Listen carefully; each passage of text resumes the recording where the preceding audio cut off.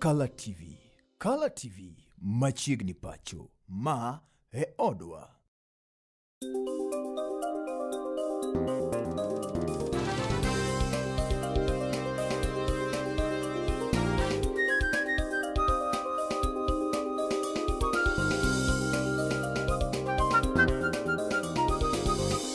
Ineno kalatvlive. Kalatvlive machiegni pacho. Ma e odwa.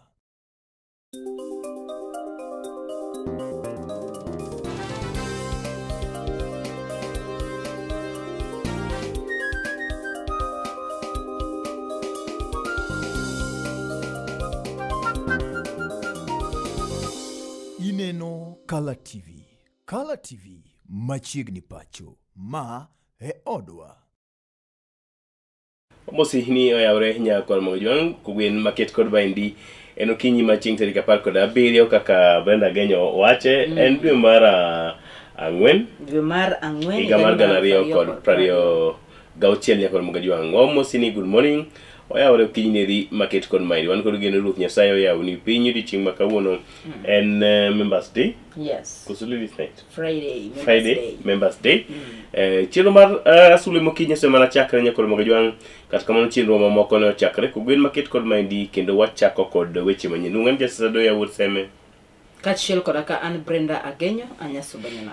Duond busiasa mar ODM gisani to koro ne obedo kod twak kod jofuambo kanyo bende ne gigolo lai mag buche mopogore opogore bende gichano bago e pacho kaendi kata bedogo kaka okang' mabiro neno ni gidhi nyime kod tego duond busiasa noero mar ODM e tung piny Kenya koni kod kocha.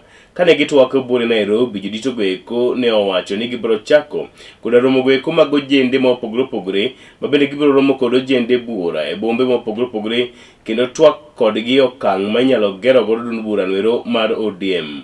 Gisingo chako buro maket kod mano e boma ma Nairobi ka gibiro dhi e bombe moko mopogore opogore kendo giwacho ni duond bura achiel noero ngirore malich mokalo.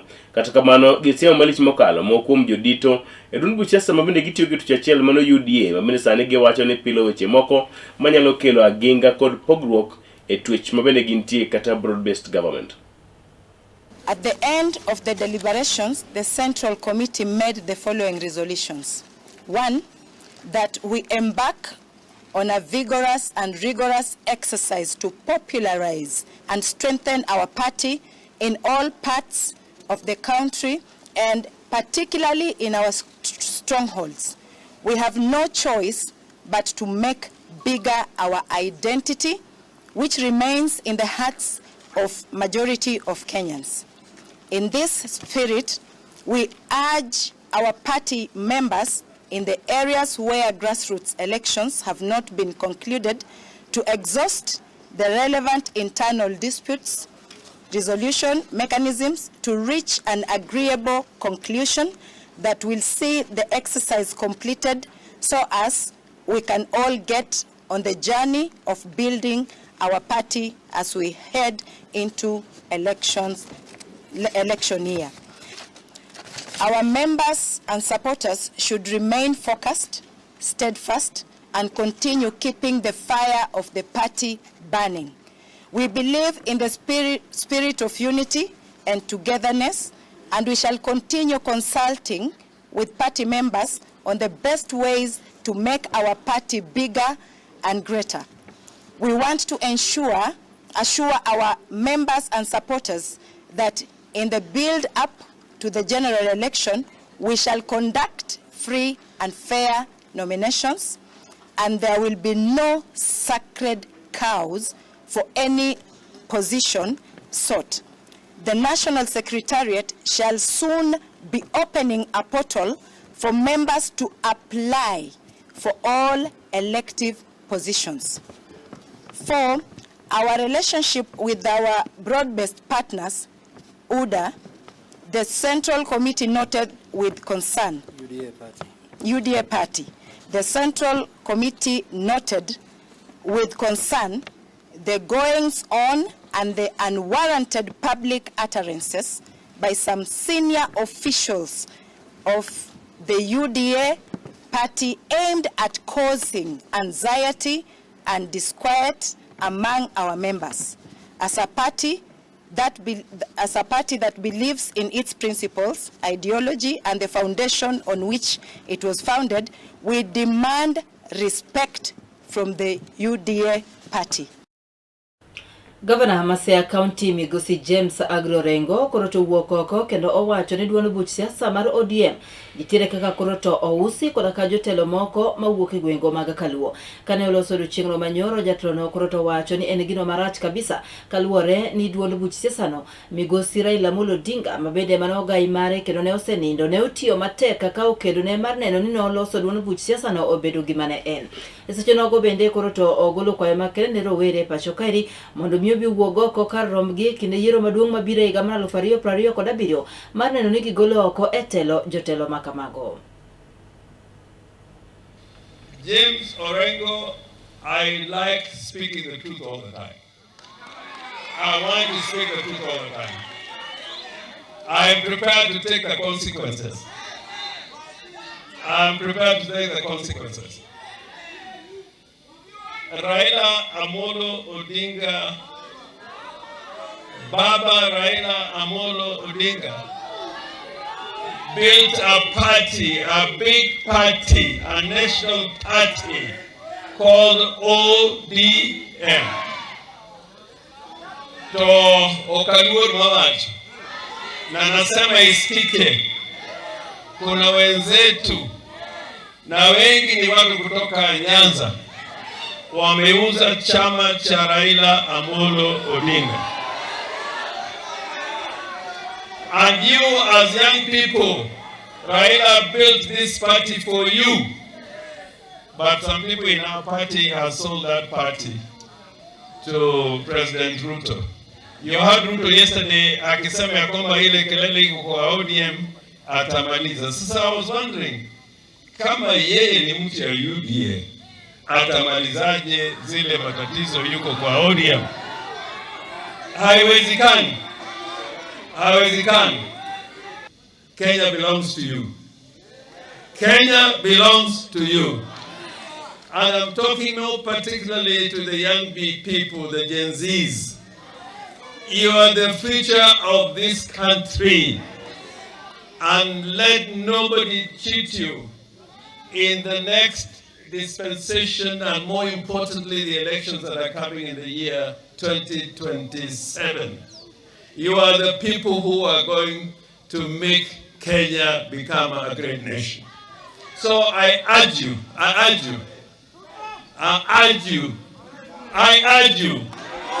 Mukotari,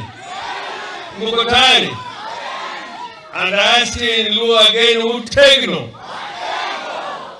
I want to urge you, don't let this country go down to the drains. Because you may have all these capacities, but if the nation is not properly run, all your skills will go to waste. Now we got a very depressing economic situation because the price of fuel has gone up. It affects everybody. Every shilling in your pocket from yesterday has lost its value. Its capacity to give you goods and services has been compromised because of bad leadership. So you, and not us, is you who have a greater responsibility. Itudo godo gavana e county Roma Siaya jagoro e duond buch siasa mar UDA Migosi Hassan Omar besani koro wuok oko ka wacho ni piny owacho ni mar Kenya kwanza en mano mabende dhi nyime yone Roma kare malich mokalo kata bedo ni pek mag ngima osebedo ka bembo oganda jo Kenya pacho kaendi ayeto kotenore koda weche go mag medruok nengo e teko kata e modhigo e komiti go e geche pacho kaendi mangima. Hassan Omar mabende network kod jofuambo ne wacho ni piny owacho ni motelne koda Migosi William Ruto osetimo manyalo mar neno ni ochumi pacho kaendi en mano bende ting' malo kokwedo malich mokalo moko kuom jotelo mabende kwedo piny owacho wacho ni tiyo kod thuolo maket kod maendi mar wuondo jopiny kendo keto aginga ne jatend piny owacho Migosi William Ruto. Olero ni ka omi Migosi Ruto thuolo mar tiyo ne oganda jo Kenya to chumi mar piny Kenya biro dongore maborie mokalo. You know, Hii nchi si ya mtu mmoja. We are getting concerned that one person will wake up every morning, pick on a subject matter, malign one person after another, and think he can get away because there's a community or some people he appeals to that he will ask to the streets. He's asking for mass action of an international fuel crisis. If Rigiji was sincere, the same way once upon a time he called on Trump to arrest certain people from Kenya, Rigiji should be calling for mass action against Trump and the war criminal Netanyahu. Those are the people who created this crisis, not William Ruto, not the people of Kenya, not trying to put young men to the streets to come and loot and destroy property. Those are the people you should be calling for mass action for. Lakini wajua ukiwa maumau bandia, hiyo ndio kazi unafanya. Vitisho vya urongo na kutisha wale ambao unafikiria hawezi kufanya kitu. Finally, I wish to take this opportunity to commend the government for taking progressive steps to navigate the prevailing challenges and cushion consumers from the adverse effects of the international oil price shocks. And this I want to assure the people of Kenya. I think the government is extremely compassionate. It appreciates the crisis that we have been driven to by the illegal war in the Middle East. And I am sure that all reasonable measures will be taken, even as we progress to readjust the interventions. Jalupa jatenda piny owacho Ngire Kithure Kindiki koro to wuok oko kendo seyo jotelo go manie kweth makwedo piny owacho ma owacho ni dwa tiyo koda ka wach medruok mar modhi e pacho kaeri mano mar seyo tulo e kind oganda kana olose gwengo mag dho wadh nam chumbi kama bende notene koda ka jotelo mopogore opogore kama oting'o Mikai Aisha Jumwa. Ngire Kithure Kindiki koro to yango ni piny owacho kokalo kuom jatend piny Kenya Laktar William Ruto oseduoko chien osuru mar VAT kata VAT koda ka atama aboro omiyo koro to onge tiende jotelo go eko manie kweth makwedo piny owacho oti koda ka wach makamano e seyo tulo e kind oganda. Bende jatelo no koro to oyango ni gin kaka jotelo go manie piny owacho gikore malich mokalo mar neno ni oganda ma pacho kaeri odago ngima makare kendo kwe obedo. Na sisi watu wa pwani, ndugu zangu, nataka niwaambie hivi, tusiteme bigiji sisi kwa karanga za kuonjeshwa. Hawa ndio watu wetu hawa, na watu hata wakija muambie kabisa sisi we are good with the President William Ruto and his deputy Professor Kithure Kindiki. It is the war between the US and Iran and the Persian Gulf countries that has brought the escalation of prices. Do not politicize the issue. It is as simple as that. Jambo la pili ni hatua gani tumechukua kama serikali kudhibiti ile bei ya mafuta.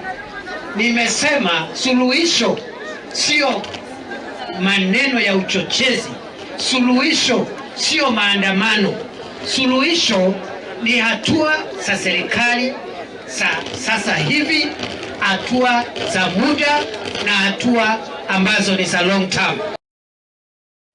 Nyakromogi mokum jodolo e kanisa jokopiri pacho ka India nyatibo ma Nairobi sani koro wuok oko kendo semo malich mokalo jotelo pacho ka India kuom tiyo arietha kod ojende kendo giwacho ni mano osemiyo lwasi mar siasa kata lit mar siasa oidho malich mokalo e pacho ka India.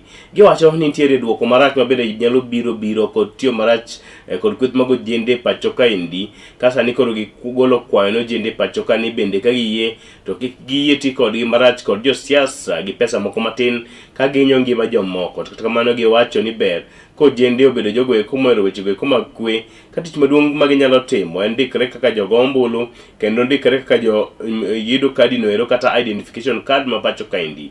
Gikwayo josiasa pacho ka India ni ka giyie to gimanyo okenge kod yore ma bende ginyalo duoko go liet mar siasa e pacho ka India mangima. Kama e kaka weche ne chalo bore Nairobi.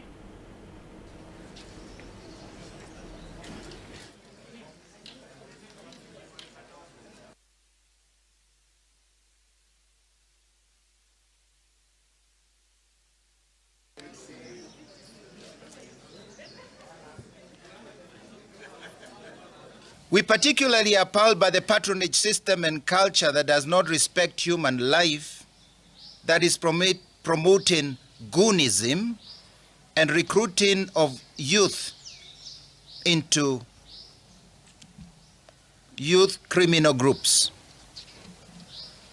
The proliferation of the culture of goons used to intimidate, bring disruptions in meetings, and even kill, can only thrive if it is sponsored and protected by powerful individuals. These goons work for their paymasters, who can easily be identified by our criminal investigators. We as the church, we never singled out any specific individual in this particular matter. I think we explained very clearly that people who have leadership need restraint in the way they speak to the public, in public forums, whether it is from the opposition or those in government. Unless, of course, it's a case of a guilty conscience accusing itself. For us, we spoke openly about the importance of anybody in a position of leadership measuring their words when they're speaking to the public to make sure that they respect the citizens. Riwruog jopuonj mar Kupeta koro to wuok oko kendo orambo ni jopuonj mag Junior Secondary School JSS nyaka koro to neni ochunga kar kendgi.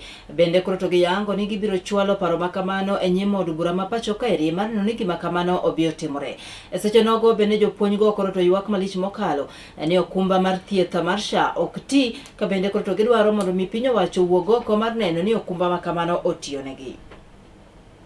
Autonomy for the junior school teachers is a must, and we understand that in the next 3 weeks the sessional paper number 1 of 2025 will be tabled in the House of Parliament, and we want to call upon all the members of Parliament to heed to the call of the teachers, to listen to the voice of the teachers, and ensure that junior school gets autonomous administrative structures, so that we have better welfare for the teachers and so that we have better quality education for our children in this republic.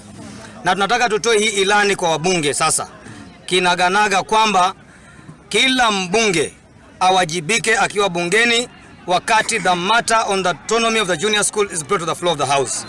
Na mbunge yoyote ambaye atakaidi sauti hii yetu kama walimu wa Kenya hii, sisi tutakutana na yeye, kwa sababu tunajua kwamba uchaguzi upo mwaka ujao na sisi tuko na silaha zetu mikononi. SHA is killing teachers. As we talk, we are aware that there is no comprehensive medical cover under this thing calling itself Mwalimu Health Cover. Teachers living with cancer are undergoing a lot of stress. We are back to contributing money to help our colleagues to be treated. Yet the scourge is increasing day by day, claiming the lives of the teachers, both young and old. And we have raised these issues, and the government is saying nothing about it. We have discovered that our problem is not even the government per se. Our problem is Teacher Service Commission. Teacher Service Commission is our employer. It is the TSC that negotiated SHA for teachers.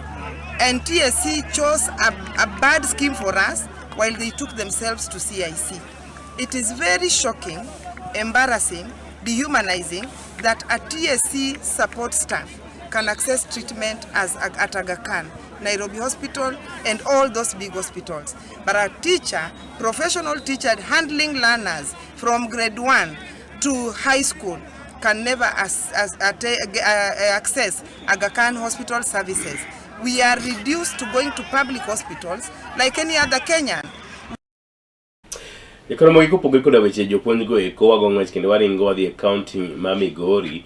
Kama lipot koro yango ni samoro ka ikoso ng'eyo kata kaka inyalo dak kod oganda kod wedeni e yo nero makare anya to kotende koda weche go eko mag keny to mang'eny nyalo bayi. Reporter maro e county ma Migori Collins Gor oikonwa report mabende ne ong'adie bura kod jong'ad bura e doho makono. Mabende nyakoro mga jwang' wach madhiero oganda ni noyango ni keny kit jogo eko mabende gin wede en mano bende samoro oyie. Kata kamano moko kuom jodongo e county ma Migori kuro anyete gwenge eko mawendo owuok oko kendo kwedo malich mokalo report maket kod ma ka giwacho ni oganda jo Afrika kod kitgi kod timgi ok noyie weche maket kod mano.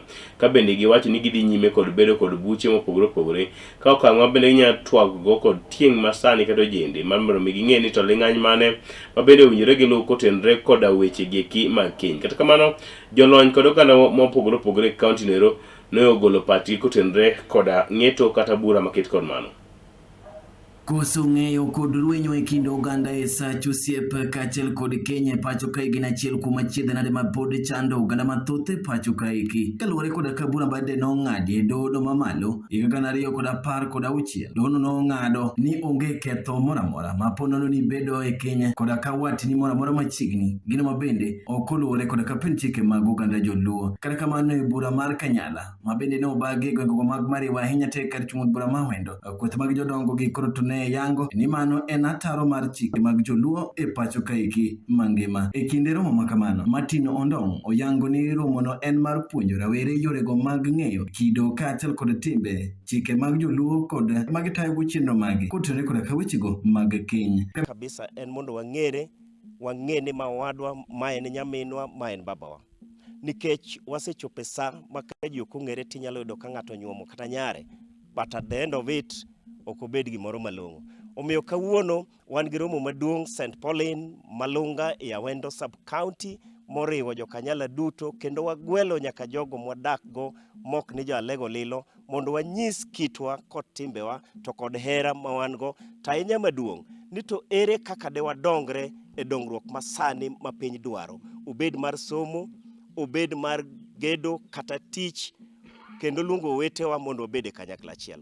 Joseph Juma Olilo olero ni riwruogno en mano mar kelo oganda kanyakla kendo gisebedo ka gipuonjo rawere yorego mag ng'eyo chike kaachiel kod ratiro mag oganda kotenore koda ka chikego mag joluo e pacho kaeki mangima. Bende notiyo koda ka thuolo ma kamano mar jiwo raweregi mondo mi ginyal somo paro kaachiel kod rieko mag bedo kanyakla achiel, ahinya to mondo mi ging'e wedegi maonge menruok ma ka kod kacha mosebedo ka neno e kind oganda. Wan kaka jomadongo ma wan gi nyithindo matindo bang'wa, wakwayogi ni ginewa kaka ranyisi. Gine gima watimoni, wamiyogi puonj makende, kendo nego gikawo puonjwano mondo gibed achiel, kendo ging'ene gino wete gi nyimine kaka nawacho motelo cha. Makwayo nyithindo matindo mondo som ma, mondo ng'e ni gin bende gidonje ma kata gibed gi margi machalo kama, mamiyo nyandruok gi duodruok ok bedie kind oganda. Ma gin gidil gi gimiluongo ni giloko chama gitimo business. Young men gin gipuro, to wan jomadongo wa venture ginene fish. Sani wan gi 3 dams mwakete fish in collaboration with Migori County. Kalatvlive kowuok e kar chung' bura ma Wendo, kaunti ma Migori, nyinga Gor Collins. Kawuok e kaunti no ma Migori wadhi nyaka e kaunti ma Siaya, kama bende ten kaunti no ma Siaya koro to chako chenro mar neno ni girakore kendo gitieko tuono mar swau. Ten kaunti no ero koro to yango ni gichako chenro mar neno ni ochanj guogi maromo 20,000 mano kowuok e kaunti no ma Siaya mar neno ni gitieko tuo makamano. Magi duto koro to wachore ni obiro kaluwore koda ka guogi mathoth ma bende sani koro to wacho ni olokore sudhe kendo osebedo kaka Uganda e gwenge makono. Called Dr. Clay Kamangoy. I'm the Bondo Sub-County Veterinary Officer. Rabies is one of the notified conditions and is one of the zoonotic diseases we have around. And I'm not afraid to say that recently we had a case of the stool deaths, and we have collaborated with the relevant departments to see on the way by which we can do vaccination to the dogs. And two, also we have tried to mobilize through community barazas, the chiefs barazas, to educate the wananchi on what they're supposed to do in case of a dog bite. Because most of them, like the last one which happened, the parents didn't know it was a scratch at the back of the ear. And the child just never reported, and later it developed a small wound, and they reported when the parents just took him to the nearest clinic, and they never bothered to think of the rabies. So when the case was escalated above, they found that already it was so far, they could not be rescued. So those are the information we want to be in liaison with the public health department and even the Ngao that is national government administrative offices, so that we address it to the community. We tell them what is supposed to be done in case of a bite, what are you supposed to do in case there's a dog bite. Also, I think through the directorate, we have been doing vaccinations. It is just that this year we have not done, but it's an information that we have. We are arranging as a the directorate to see what we can do. Thank you. I'm Dr. Otieno Wino, the County Director in charge of livestock production and veterinary services. Currently, we've had reports around Boro and also this side. Our plan, the county government of Siaya is currently in the process of procuring 20,000 doses of anti-rabies vaccine, whereby we will do ring vaccination because dog population in Siaya is over 200,000. We cannot cover with that 20,000. So we'll do ring vaccinations where people are at risk. But we also request responsible dog ownership, where the dog owners should use private vets to vaccinate their dogs in time to protect and save their families. Brenda wacho ni kori chanjo guogi. I didn't know you know Sulwe. Ini anditi ka Sulwe. Kipenje ni Sulwe enango. To ko bro nyi anditi ni atema nyonyol nyoro 2017 ka. Anditi milani. Koro Sulwe. Okay, ini nge Sulwe. Guogi Sulwe bose lawi. Pokto lawi. Kakete yocha. Batangi gusuge. Bunya yuri adier. Anyago ni 100 meters. Alafu aneno kang maber ka jesi oramo ni gimany ka ginyalo thiedho guogi. Kech kokai samoro yath yudo tek. Exactly. Koro geng'o ber molo manyo weche mithiedho go. Yes. Koro mano pochgi ba. Siani manyo waneno ka ichanjo dhok. Gidhi maber. Pani migawo mochung' ne weche mag pur gi pith e county ma Siaya Dhi makare. temo. Kopogore kod mano wago ng'wech nyaka gwenge mag Bumala nyaka kod Mogajwang' e Busia County. Kama ripot koro yango ni obila e gwenge mag Bumala ne ondhiyo akota mag njaga buora. Mabende ne otweyo gunde mopogore opogore. Bang' yudo maling'ling' kowuok kuom jopiny, kendo obila go eko koro ne ochako timo apedha, mabende ne oterogi gi ndhiyo. Okebe go eko mabende ne oting'o njaga kata akota maket kod mago, mabende wachore ni kipimo nengo gi e chiro masani to hawa mana $25,000. Gin akota mabende koro ne omaki kod obila, kibro chwal okebe go eko e doho kedonjone kod ketho maket kod mano.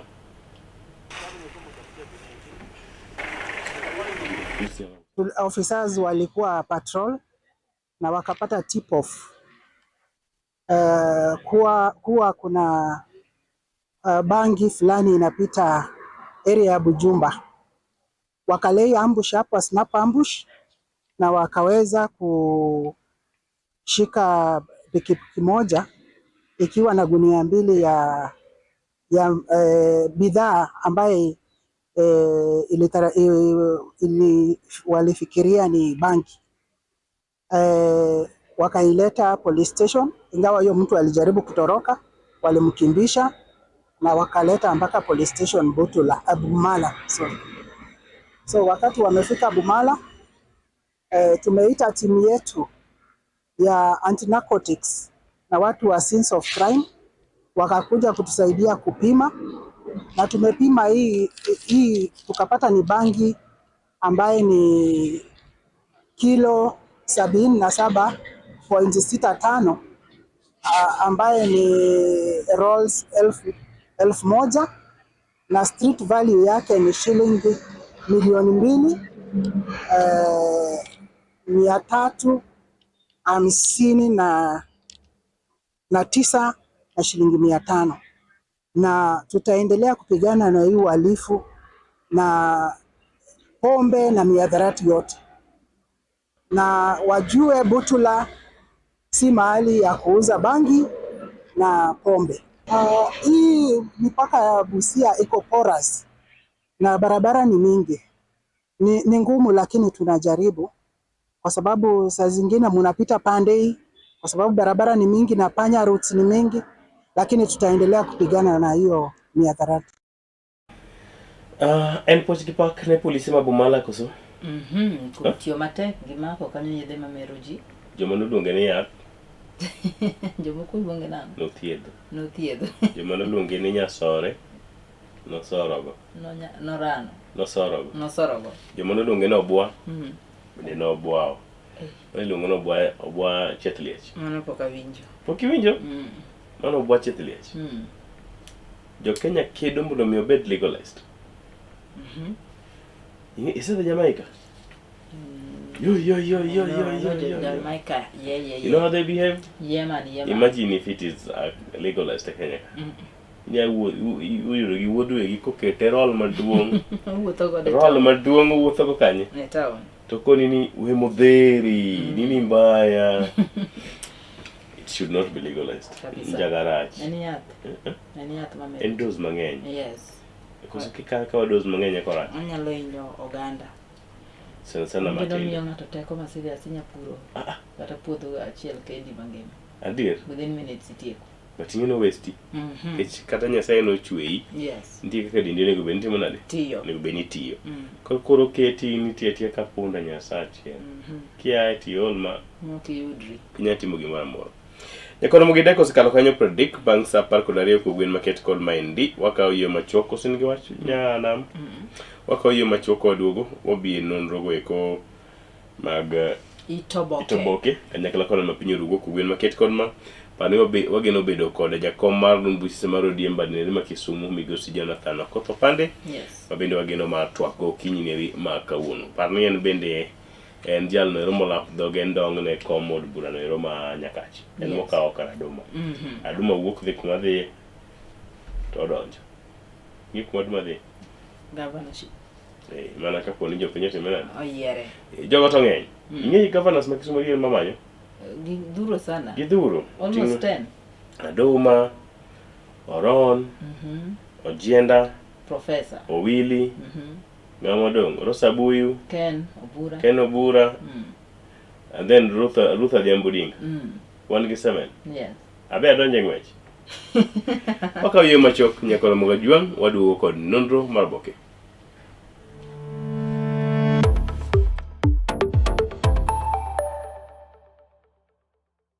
Be in jalno mamanyo gige gedo motegno, mabeyo, mabudho, kendo ma opodhi? Chom mana go Mikos Company Limited man kod mwandu mag gedo kama oting'o renge kaka Crown, Basco, Duracot kod Sadolin. Bende wan kod renge mag exterior kod interior makoth ok kethi, roof coatings kod wood finishes. Wanyalo kelo ni simiti modhuro kata mathoth ka idwaro. Masonry, reinforcement materials gi professional project support and consultancy. Wayudore opposite Regnal Petrol Nyamasaria, machiegni kod County Concrete. Tudri kodwa e namba simu magin 07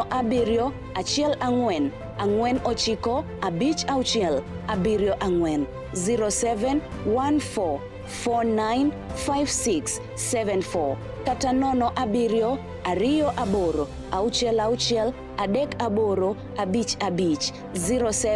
28 66 38 55 0728663855. Gomikos Company Limited, your trusted building partner.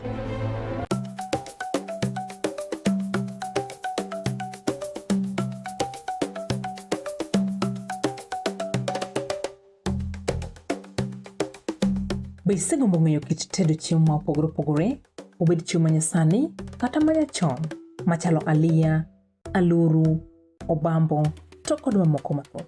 Machiegni tet manimba, chenro miyudo tiegruok mathoth e weche mag jikon. Waseso jikondi kod chiemo mamit mawiki nang'o lith lweti. Kochakore crips, cookies, ring abula, samosa molose rang'iny mamalo man kod ndhadhu mamit miwuoro e kind chiemo mamoko mathoth.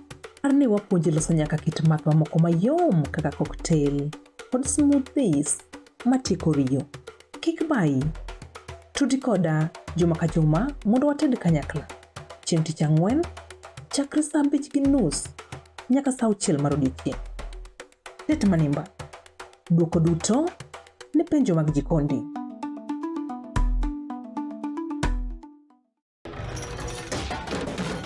Tok bedo kod odiechieng' marabora e sikunde ka iduogo pacho, yud thuolo mar kweyo pachi kendo bedo gi mor e chenro mar Bang School. Chenro mar Bang School chakore saa 10:30 ma midhiambo nyaka saa 11 ma midhiambo. kama inene katun mamori, ipuonjori weche mathoth, ibedo kod mor gi nyiero motimo Cathedral. Kik bai, bang' skul, chenro manigi mor lilo ne nyithindo duto. Kala TV, machiegni pacho ma e odwa.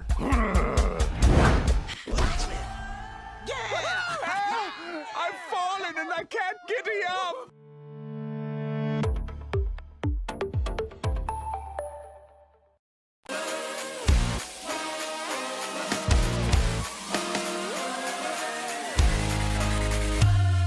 Komuch to wan kode duoko mag tuke mopogore opogore, jotugo motimogi, kuonde magitimogie, to gin tuke mage mabiro.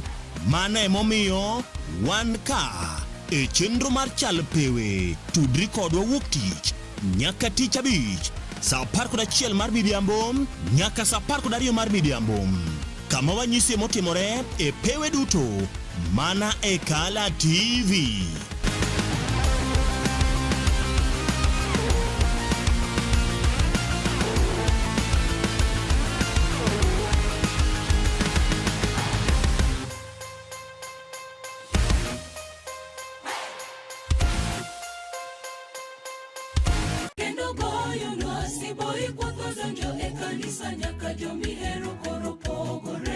En gino makare mar chako odiochieng' gi ruoth.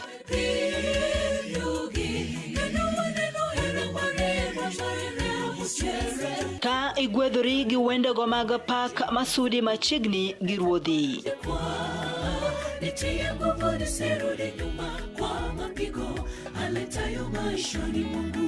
Bende wakelo ni jipo mag muma koda puonjruok mar lesson ma itayi gi Pastor Charles Odinde.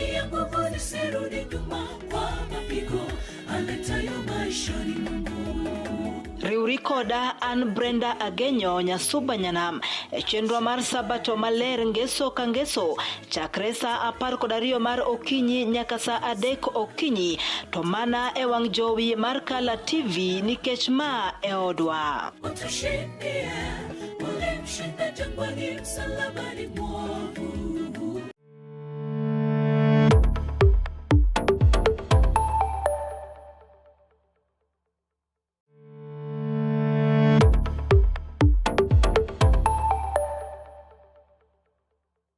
Be in jalno mamanyo gige gedo motegno, mabeyo, mabudho, kendo maopodhi? Chom mana go Mikos Company Limited man kod mwandu mag gedo kama uting'o renge kaka Crown, Basco, Duracot kod Sadolin. Bende wan kod renge mag exterior kod interior makoth ok kethi, roof coatings kod wood finishes. Wanyalo kelo ni simiti modhuro kata mathoth ka idwaro.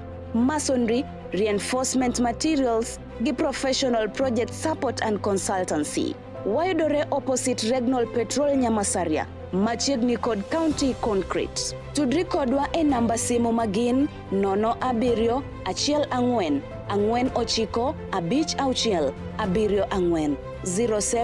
14 49 56 74 0714 495674 kata 07 28 66 38 55 0728 66 3855. Gomikos Company Limited, your trusted building partner.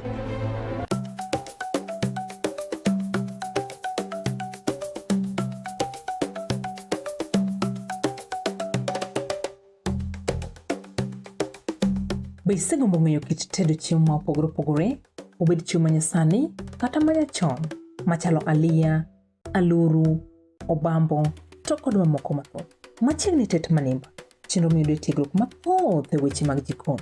Waseso jikondi kod chiemo mamit mit maweki nang'o lith lweti. Kochakore crepes, cookies, ring abula, samosa molose rang'iny mamalo man kod ndhadhu mamit miwuoro e kind chiemo mamoko mathoth.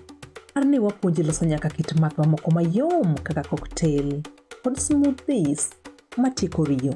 Kik bai, tudi koda juma ka juma mondo wated kanyakla.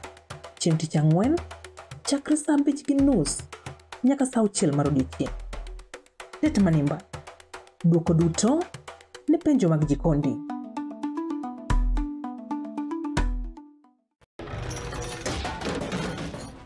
Kisebedo kod odiochieng' marabora e sikunde ka iduogo pacho, yud thuolo mar kweyo pachi kendo bedo gi mor e chenro mar Bang School. Chenro mar Bang School chakore saa 10:30 mamidhiambo nyaka saa 11 mamidhiambo.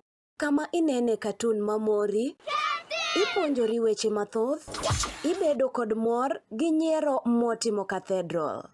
Kik bai, Bang School, chenro manigi mor lilo ne nyithindo duto. Kala TV, machiegni pacho ma e odwa.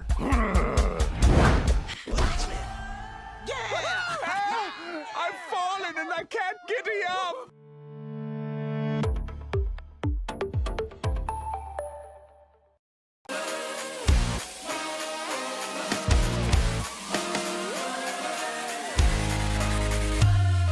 Komuch to wan kode duoko mag tuke mopogore opogore, jotugo motimogi, kuonde mag timogie, to gin tuke magi mabiro. Mano emomiyo wan ka e chenro mar chal pewe, tudri kodwa wuok tich nyaka tich abich, saa 11 mar midhiambo nyaka saa 12 mar midhiambo. Kama wanyisi motimore e pewe duto mana e Kala TV.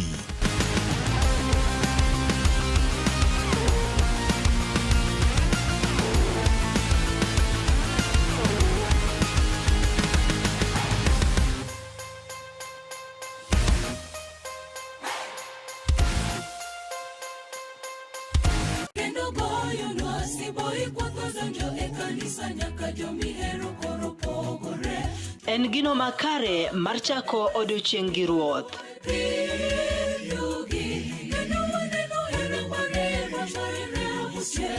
Ka igwedhori gi wendego mag pak masudi machiegni gi ruodhi.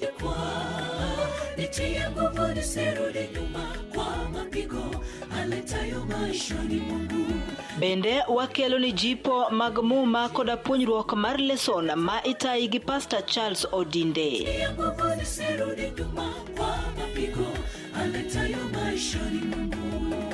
Riuri koda an Brenda Agenyo Nyasuba Nyanam e chenro mar Sabato maler ngeso ka ngeso chakre saa 12 mar okinyi nyaka saa 3 okinyi, to mana e wang' jowi mar Kala TV nikech ma e odwa.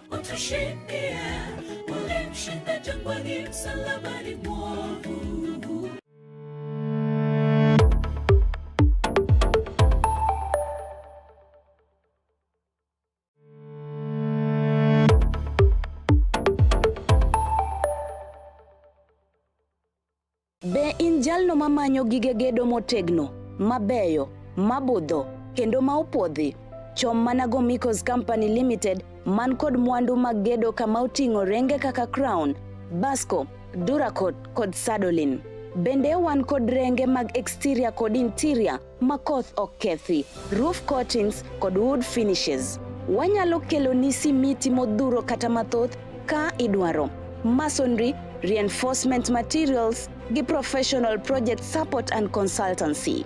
Wayudore opposite Regnal Petrol Nyamasaria, machiegni kod County Concrete. Tudri kodwa e namba simu magin 07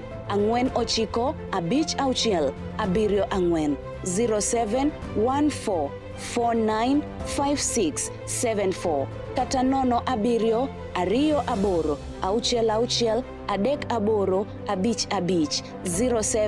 28 66 38 55 0728 66 3855.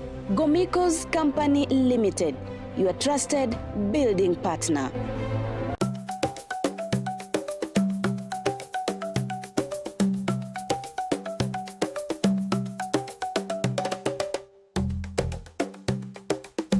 Be isegombo ng'eyo kit tedo chiemo ma opogore opogore, obed chiemo manyasani kata manyachon, machalo aliya, aluru, obambo, to kod mamoko mathoth? Machiegni tet manimba, chenro miyudo tiegruok mathoth e weche mag jikon. Waseso jikondi kod chiemo mamit maweki nang'o lith lweti. Kochakore crepes, cookies, ring abula, samosa molose rang'iny mamalo, man kod ndhadhu mamit miwuoro e kind chiemo mamoko mathoth. Arni wapuonji loso nyaka kit math mamoko mayom kaka cocktail kod smoothies matieko riyo. Kik bai, Tudi koda juma ka juma mondo wated kanyakla. Chieng' tich ang'wen, chakre saa 5:30 nyaka saa 6 mar odiechieng'. Det manimba. Duoko duto ne penjo mag jikondi.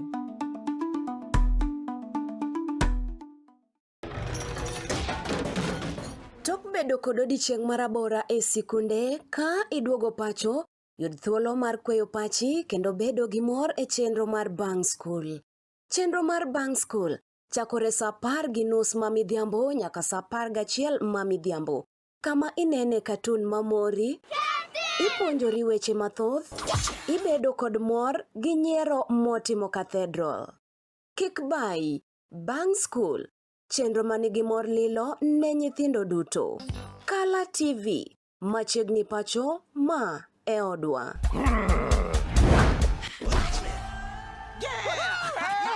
I've fallen and I can't get up.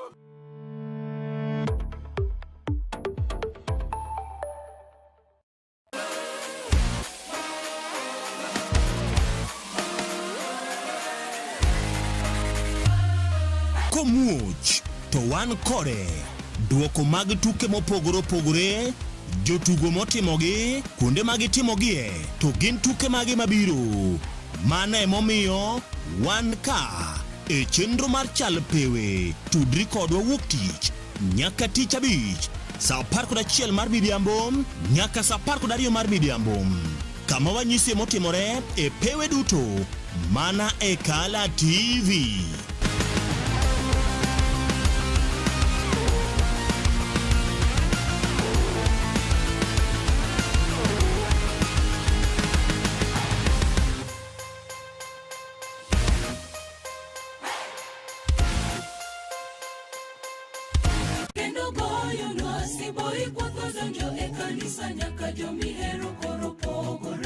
En gino makare mar chako odiochieng' gi Ruoth.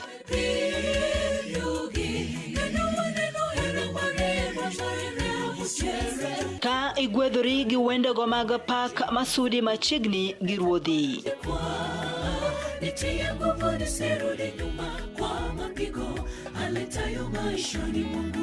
Bende wakelo ni jipo mag muma koda puonjruok mar leson ma itayi gi Pastor Charles Odinde.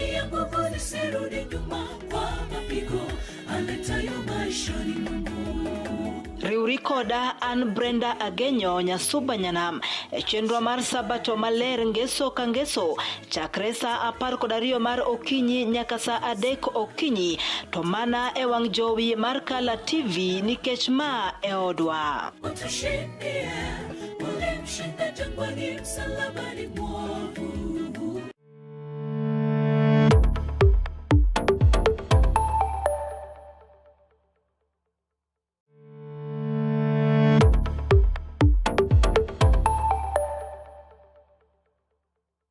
Be in jalno mamanyo gige gedo motegno, mabeyo, mabudho, kendo maopodhi?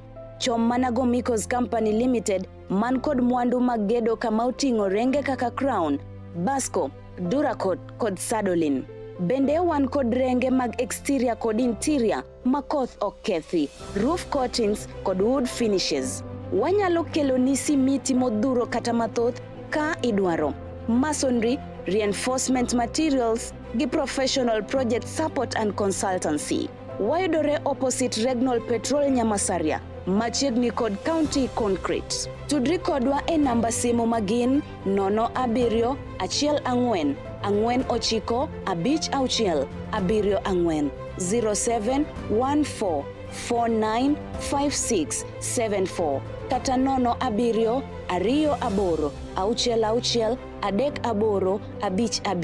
07 28 66 38 55 0728663855. Gomikos Company Limited, your trusted building partner.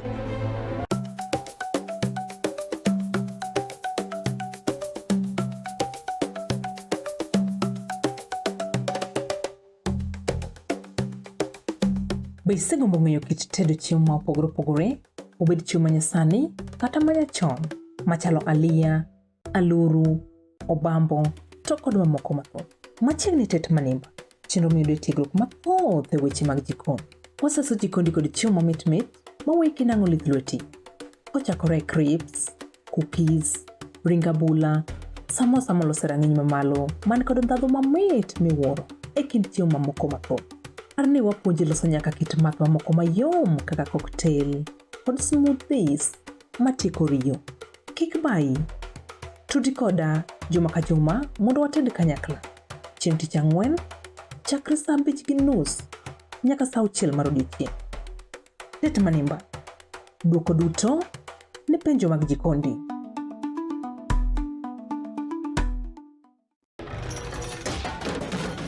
Tok bedo kod odiechieng' marabora e sikunde ka iduogo pacho, yud thuolo mar kweyo pachi kendo bedo gi mor e chenro mar Bang School.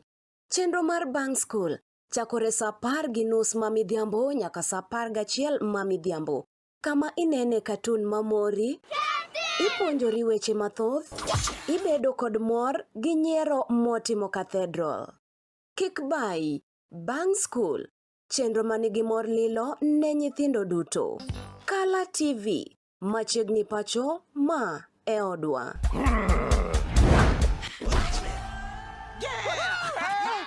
I've fallen and I can't get up.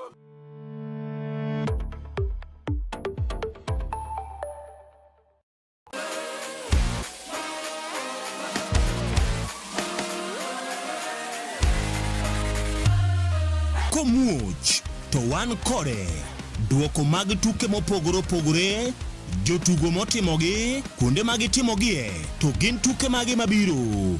Mano emomiyo wan ka e chenro mar chal pewe. Tudri kodwa wuok tich nyaka tich abich saa 11 mar midhiambo nyaka saa 12 mar midhiambo.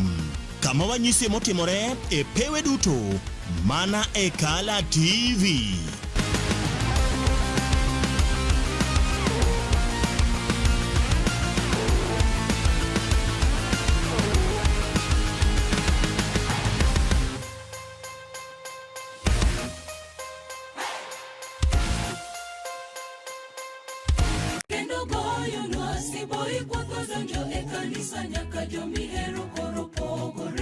En gino makare mar chako odiochieng' gi Ruoth.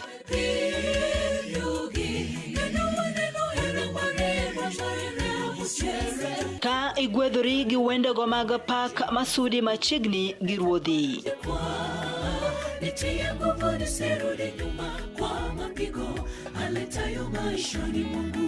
Bende wakelo ni jipo mag muma koda puonjruok mar leson ma itayi gi Pastor Charles Odinde.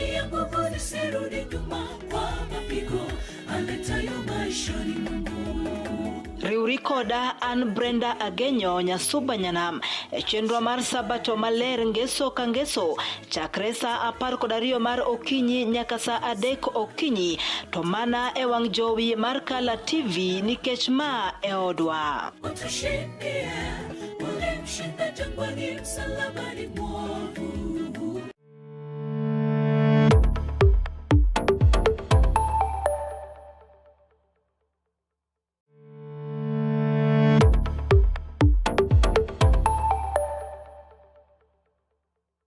Be in jalno mamanyo gige gedo motegno, mabeyo, mabudho, kendo maopodhi?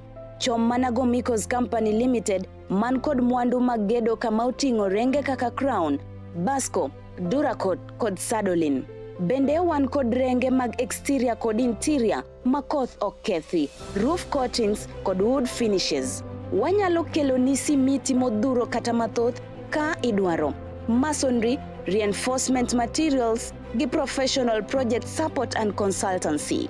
Wayudore opposite Regnal Petrol Nyamasaria, machiegni kod County Concrete. Tudri kodwa e namba simu magin 07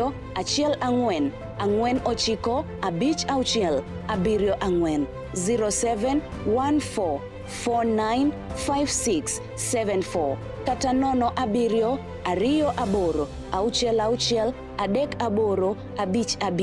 07 28 66 38 55 0728663855. Gomikos Company Limited, your trusted building partner.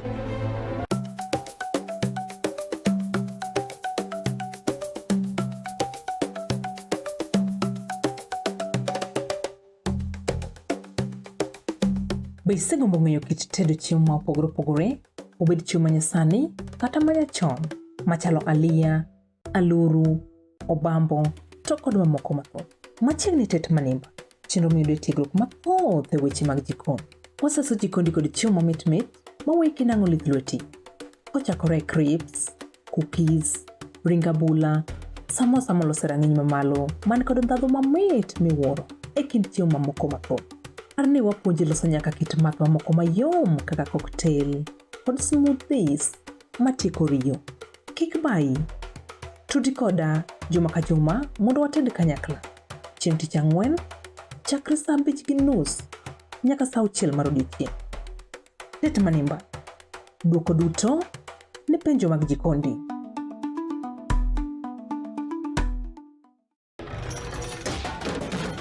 Tok bedo kod odiechieng' marabora e sikunde ka iduogo pacho, yud thuolo mar kweyo pachi kendo bedo gi mor e chenro mar Bang School. Chenro mar Bang School chakore saa 10:30 ma midhiambo nyaka saa 11 ma midhiambo. Kama inene katun mamori, ipuonjori weche mathoth, ibedo kod mor gi nyiero motimo cathedral. Kik bayi, Bang School, chenro manigi mor lilo ne nyithindo duto. Kala TV, machiegni pacho ma e odwa.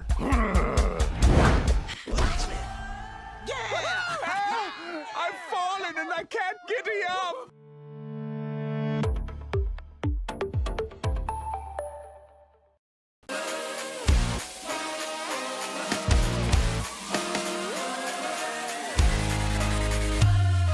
Komuoch to wan kode, duoko mag tuke mopogore opogore, jotugo motimogi, kuonde magitimogie, to gin tuke magi mabiro.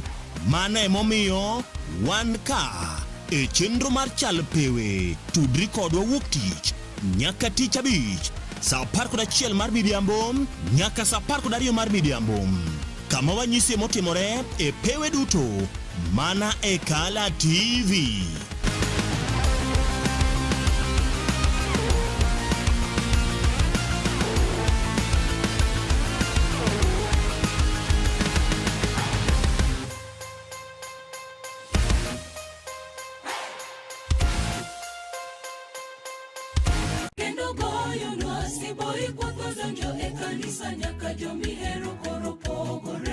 En gino makare mar chako odiochieng' gi ruoth.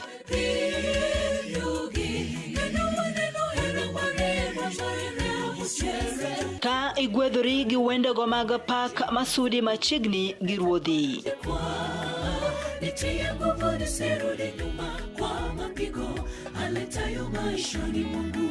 Bende wakelo ni jipo mag muma koda puonjruok mar leson ma itayi gi Pastor Charles Odinde.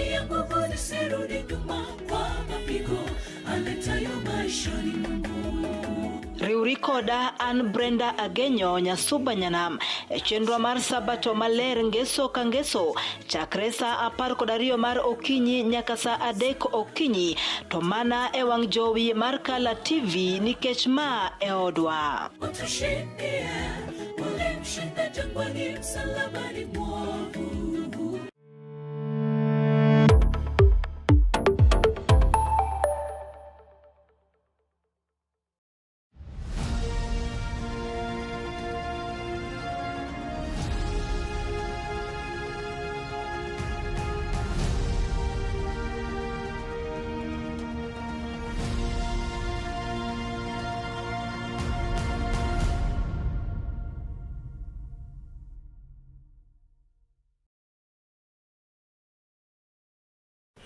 Machiegni kendo nyako na mojwang' kamano mar mentie kogwenieri market kod maendi warwaki telonieri mano mar ariyo, mano mar yudo nonro beko mag oboke odong' kanyo nyiriri machok to romo kanyo saa 1 wang'e kogwen market kod maendi. Brenda, okang'i kodi nyalo ng'iyo no kantie yaw mabende samoro nosedonje chenro king'iyo kodi kono binya yudo 1 2 3 aneno moko kano osedonjo koro kang'e koda kori Kora koni pod ni nono.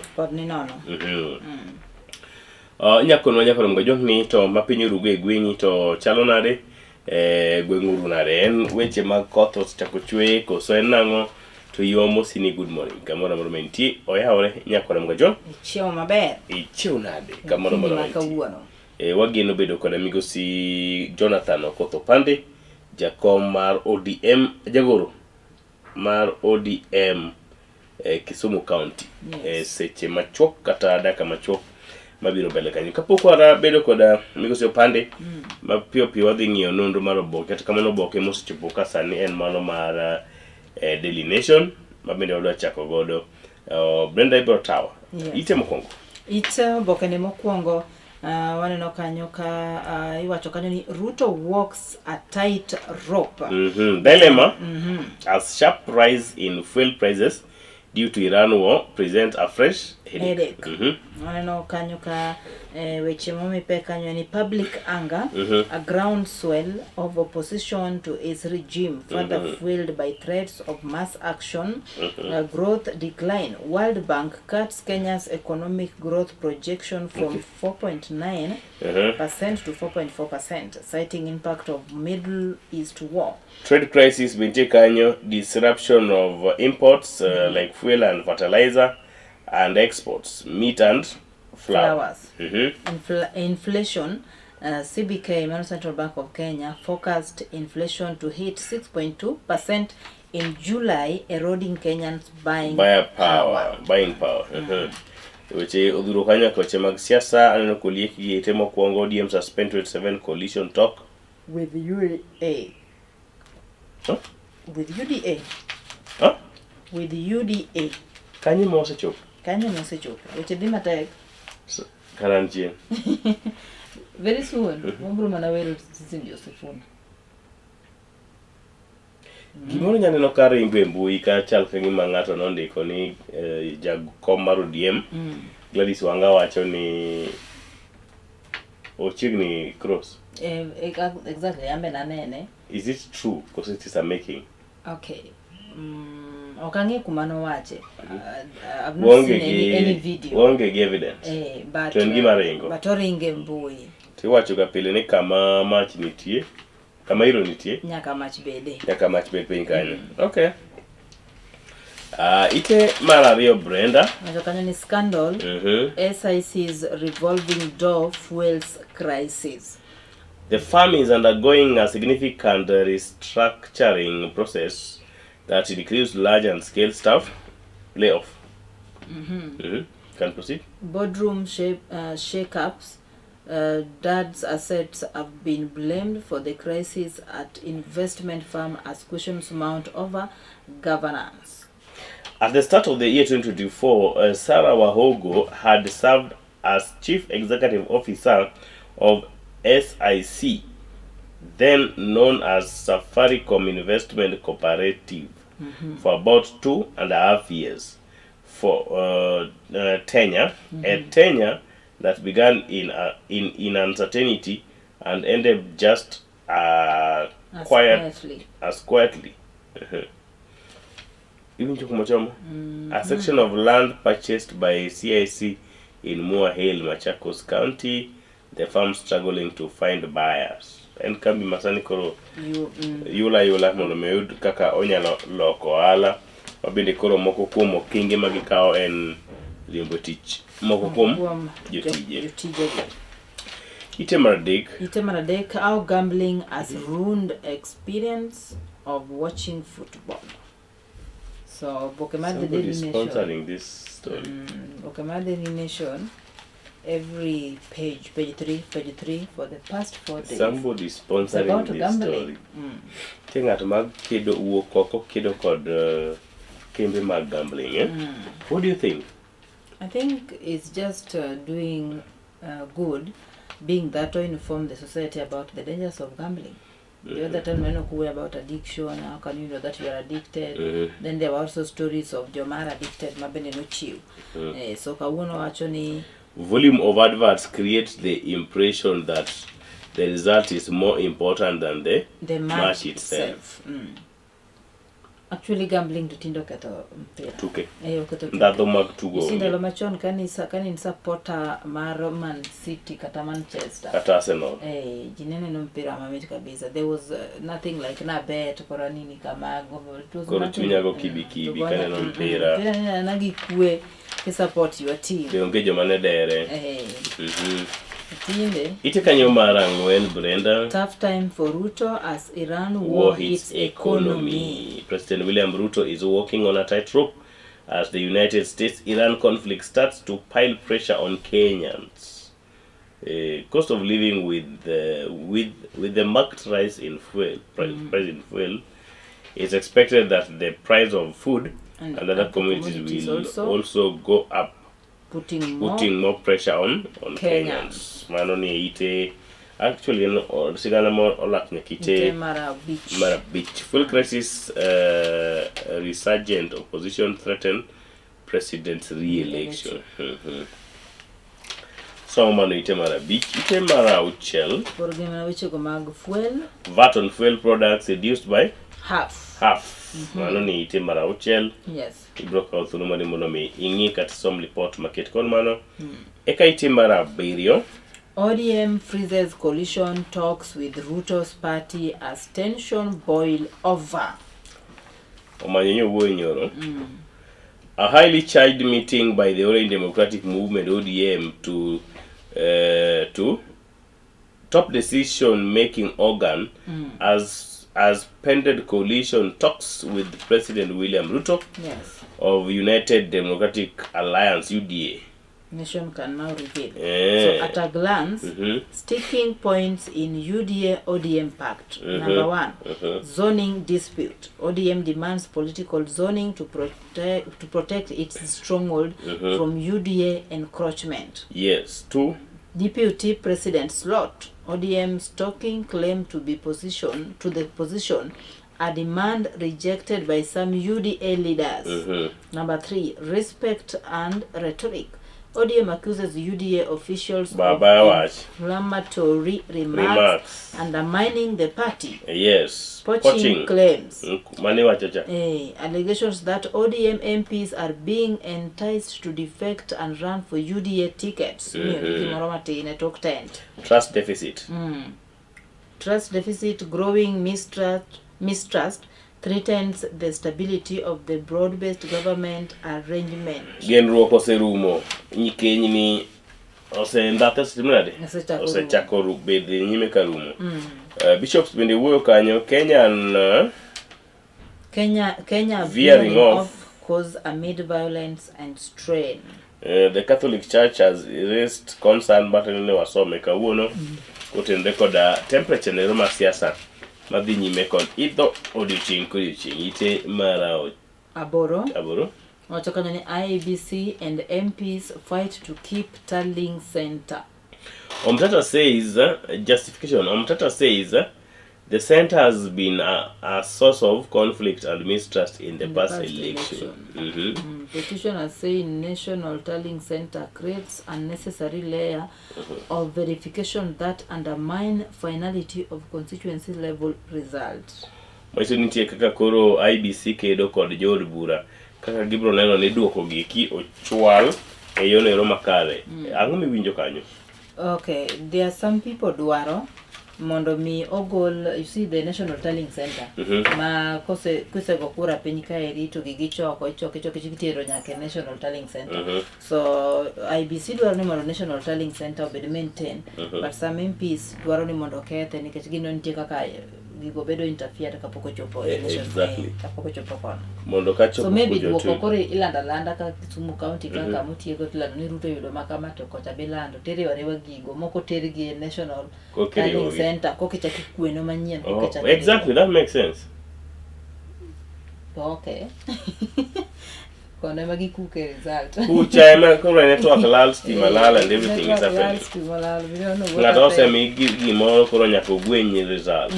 Ite mara par nyaka no mojwang, ite mochiko ne lendo donge? Yes. Ite mara par en weche go eko mag puonj. TSC now expand principals role in rollout of CBE reforms.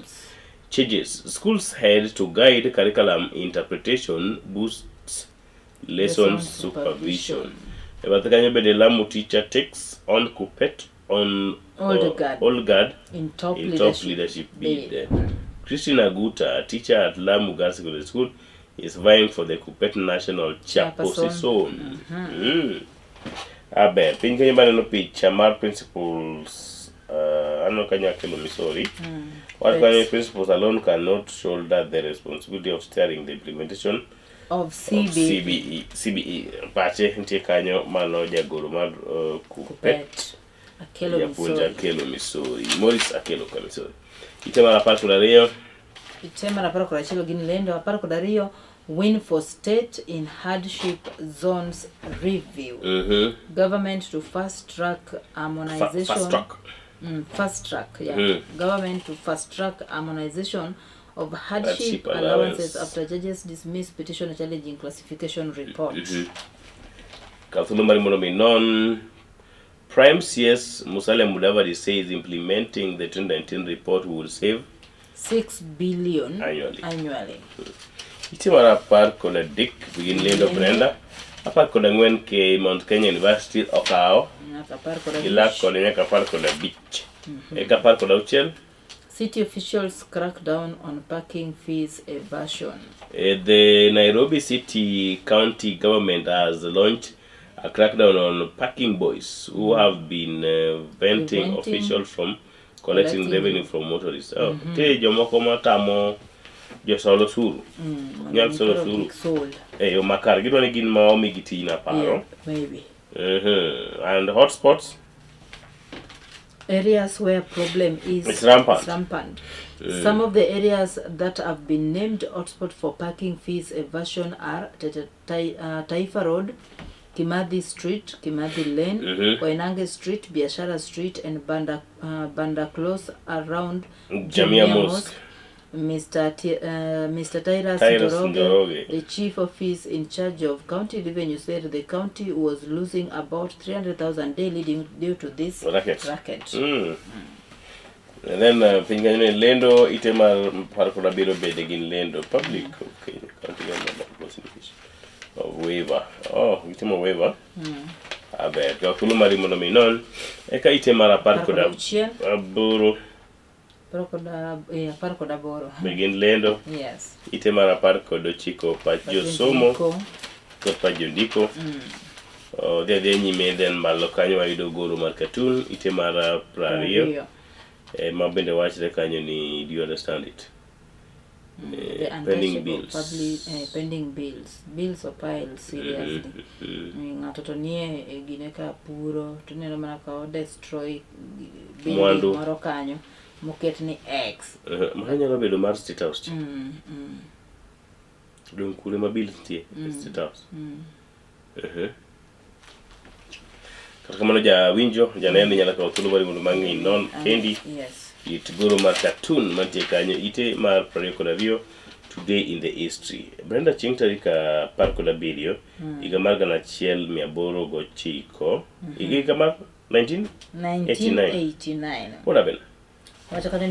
Veteran radio and television broadcaster Daniel Njunguna Gatei dies in his Nairobi home at the age of 55. At the time of his death, he was attached to the Presidential Press Unit.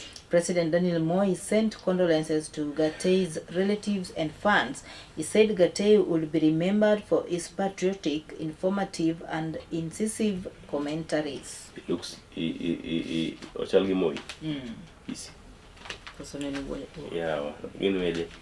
Oboke mabalangu inti kanye kwa mga juanga neno coding change, What is that? Coding change. Coding change. It's about women. I think women being in maybe positions ne okibede ya kinalo machona. No kugolu women mo pogore kanyo. Kod tije magitimo. Oh, good. Yeah. Nyaka kuno mari moro minen oboke mabalang obia de nyime kanyo nyako mo juang. And then jomoero go pula be oboke untie ye kanyo. Weche mag mine kod tije mabende gitimo ma itedo kod tije ma joma chuo bende yande timo.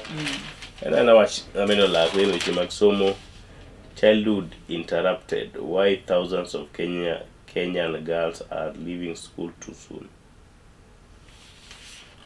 Bentie ito boke normal balance. E kambele kanyo, odere nyime nyaka ite mar 27. 27 gin weche gi kumo counties.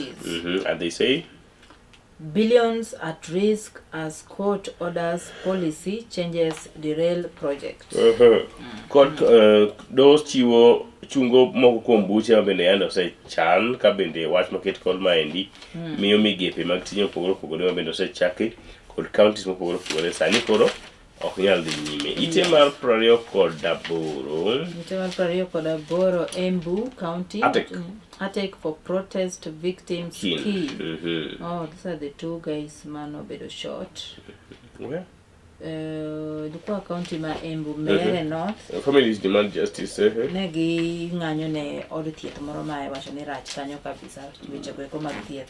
Oh, Morris Mugo 32 and Patrick Munene Karuki 22. 9 Kenyans seafarers held in Tanzania. Jo Kenya chiko moko be piny Tanzania pod dino negi. Mose bedo katimo lupo e nam Lolwe. Then Meru Apo briefly.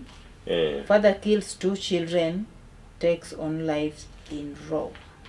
An 8-year-old boy had his 3-year-old sister died after their father allegedly poisoned and assaulted them before taking his own life in Mutara on April 10, 2026. Rayvan Baraka 8 and Nova J 3 were alone at home. Oh no, those kids are young, man. Oh no. Lendo tiite ma pray kodo chiko. Olaka Oboke mbalang nyaka ite ma predict koda chel. Predict koda Rio the same report nyaka predict koda Dick Brenda. Olak nyaka predict koda ngwente lendo upogore kanyo. Ite ma predict koda bich gin weche go komo timore pinje maoko. Leo the 17th or the 16th. Mano 16 or 17? Mano X1V. Mano 16th. Pope Lee, the 15th decries a world ravaged by tyrants. Weche mag lweny go kuma pende pod dhi nyime. Dolo mar kanisa jokopere wuoyo. Opposition figure Malema sentenced for 5 years in prison. I didn't know. I thought this was a joke. Malema was my buddy, man. I think it's going to prison. South African opposition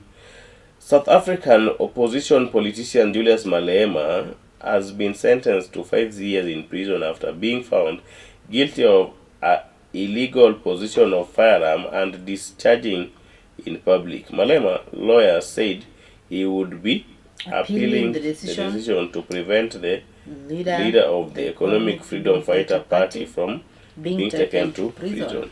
The length of the prison sentence could see Malema being disqualified as a lawmaker.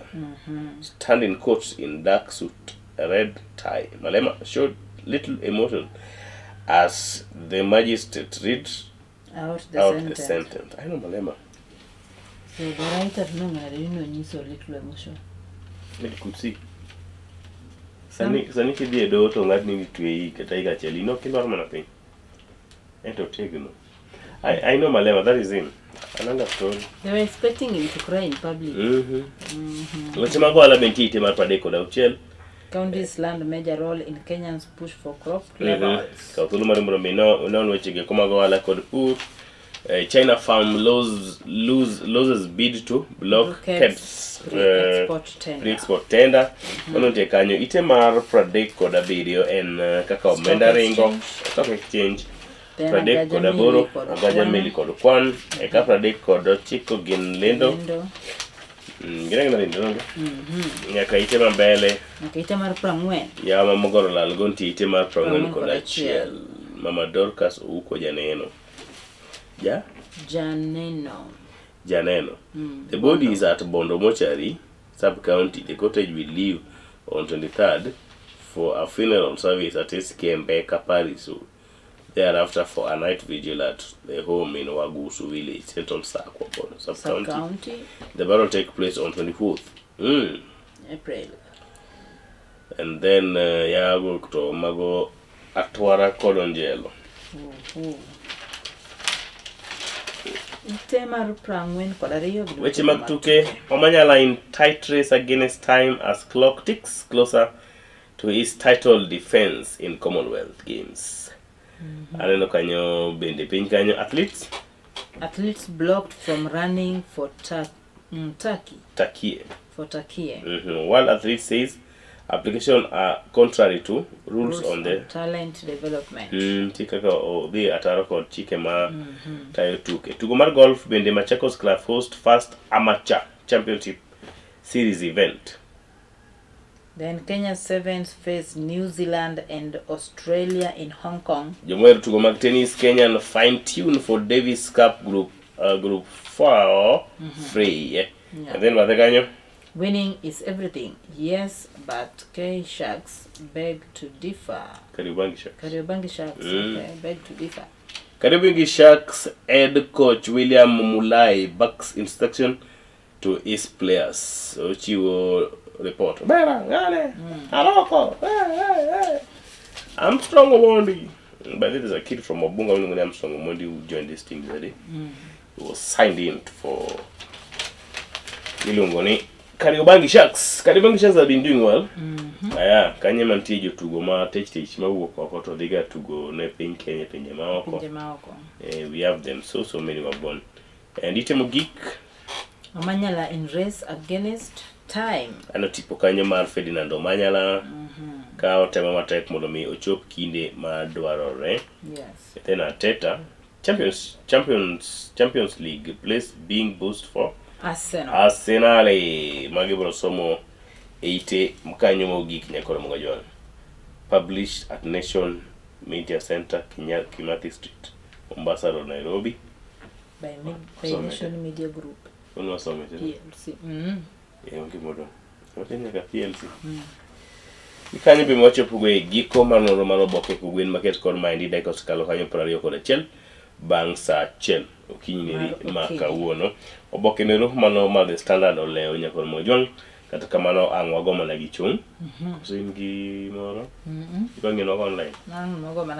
Ogoma na gichung. Kawarito donjo mar migosi Jonathan Okoth Pande jagoro mar ODM Kisumu County. Nunganja sadoyo kachilo kodan Brenda Agenyo nyasubanyana.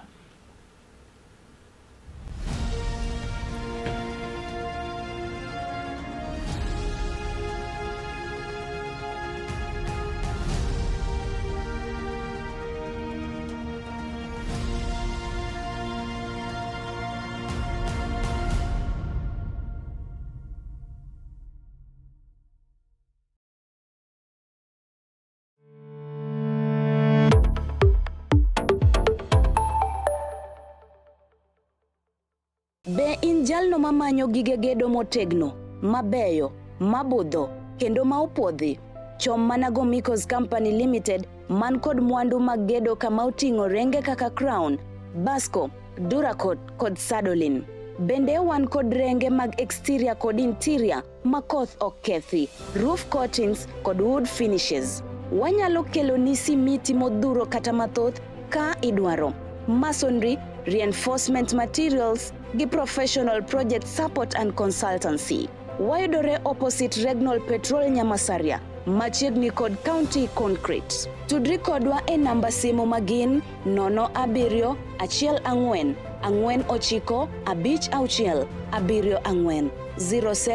14 49 56 74 0714 495674 kata 07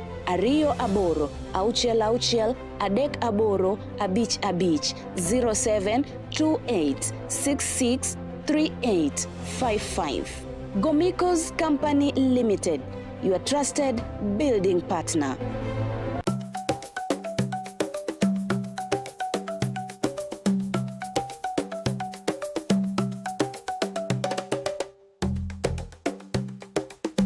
Be isegombo ng'eyo kit tedo chiemo ma opogore opogore, obed chiemo manyasani kata manyachon, machalo aliya, aluru, obambo, to kod mamoko mathoth. Machiegni tet manimba, chenro miyudo tiegruok mathoth e weche mag jikon. Waseso jikondi kod chiemo mamit mit maweki nang'o lith lweti.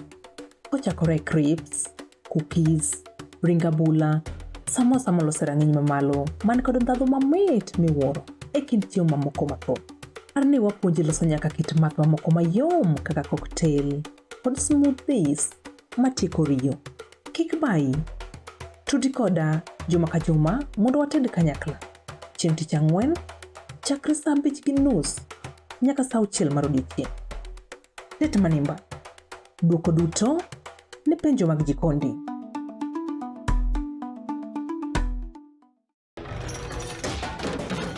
Tok bedo kod odiechieng' marabora e sikunde ka iduogo pacho, yud thuolo mar kweyo pachi kendo bedo gi mor e chenro mar Bang School. Chenro mar Bang School chakore saa 10:30 mamidhiambo nyaka saa 11 mamidhiambo. Kama inene katun mamori, ipuonjori weche mathoth, ibedo kod mor gi nyiero motimo cathedral. Kik bayi, Bang School, chenro manigi mor lilo ne nyithindo duto. Kala TV, machiegni pacho ma e odwa.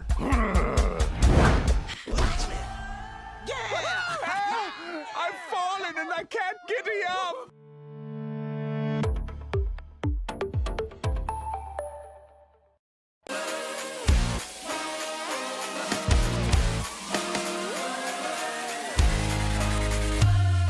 Komuch to wan kode duoko mag tuke mopogore opogore, jotugo motimogi, kuonde mag timogie, to gin tuke mage mabiro. Mano emomiyo wan ka e chenro mar chal pewe. Tudri kodwa wuok tich nyaka tich abich saa 11 mar midhiambo nyaka saa 12 mar midhiambo. Kama wanyisi motimore e pewe duto mana e Kala TV.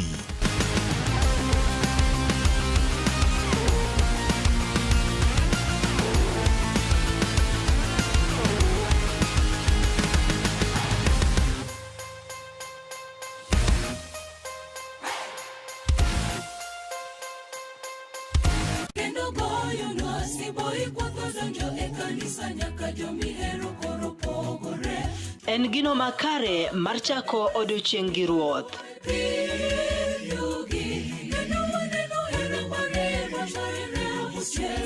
Ka igwedhori gi wendego mag pak masudi machiegni gi ruodhi.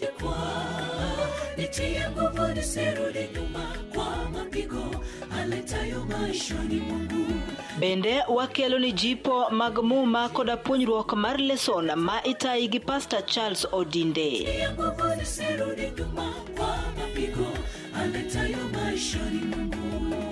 Riuri koda an Brenda Agenyo Nyasuba Nyanam e chenro mar sabato maler ngeso ka ngeso chakre saa 12 mar okinyi nyaka saa 3 okinyi, to mana e wang' jowi mar Kala TV nikech ma e odwa.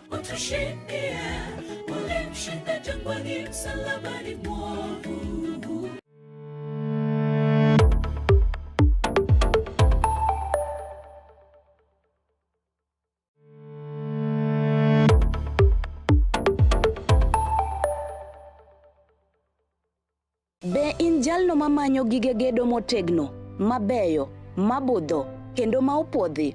Chom mana go Mikos Company Limited man kod mwandu mag gedo kama oting'o renge kaka Crown, Basco, Duracot kod Sadolin. Bende wan kod renge mag exterior kod interior makoth okethi, roof coatings kod wood finishes. Wanyalo kelo ni simiti modhuro kata mathoth ka idwaro. Masonry, reinforcement materials, gi professional project support and consultancy. Wayudore